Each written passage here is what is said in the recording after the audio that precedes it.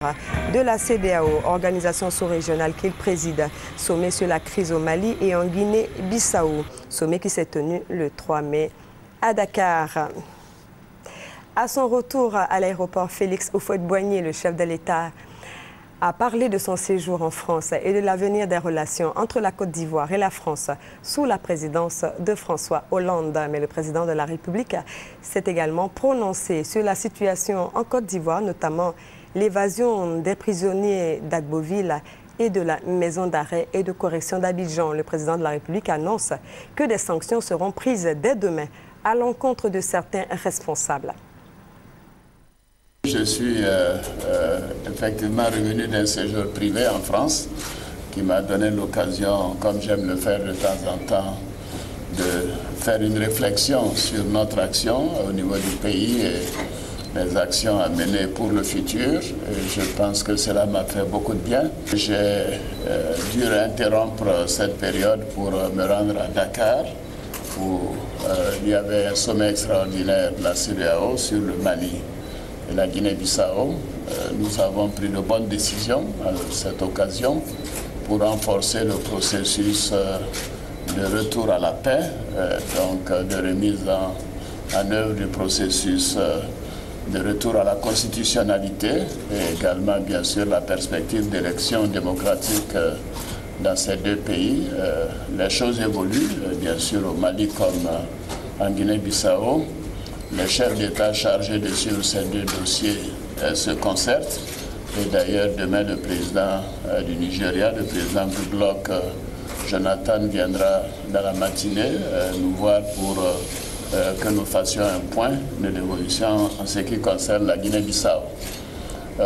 Bien entendu, j'ai assisté, comme tous, à l'élection de la présidence du président de la République française, qui a vu la victoire de M. François Hollande, que j'ai félicité d'ailleurs par télégramme.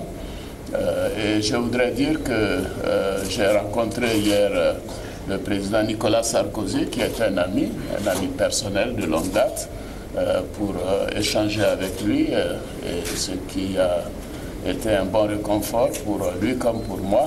Vous savez, l'amitié en Afrique est quelque chose de sacré. Et c'est dans ces moments que les amis apprécient le vrai sens de l'amitié. Les relations entre la France et la Côte d'Ivoire sont des relations très fortes, des relations historiques. Et vous l'avez senti d'ailleurs, cela a été manifesté à l'occasion de la visite d'État que j'ai effectuée en France en janvier dernier. Et le changement donc, de président ne changera rien à ces excellentes relations. D'ailleurs, c'est le message que nous avons échangé, le président élu, François Hollande et moi-même. La volonté commune est de renforcer les liens de coopération entre les deux pays et de mettre en œuvre le partenariat de défense que nous avons signé. Évidemment, la Côte d'Ivoire a ses propres ambitions et nous souhaitons que la Côte d'Ivoire continue d'être au travail, que nous puissions faire en sorte que le quotidien des Ivoiriens s'améliore au fil des mois et des années à venir. C'est surtout cela ma préoccupation. Il faut que les Ivoiriens vivent en paix et que la sécurité soit renforcée partout, y compris dans les prisons. Ce qui n'est pas acceptable qu'en une semaine, il y ait 2 évasions parce que les personnes n'ont pas fait leur travail. Ces personnes seront sanctionnées et de manière immédiate. C'est la décision que je viens de prendre avec le Premier ministre, chef du gouvernement, ministre de la Justice et les généraux tout à l'heure que j'ai reçus. Nous ferons en sorte que les prisons soient débarrassées de personnes qui sont complices d'actes de ce genre.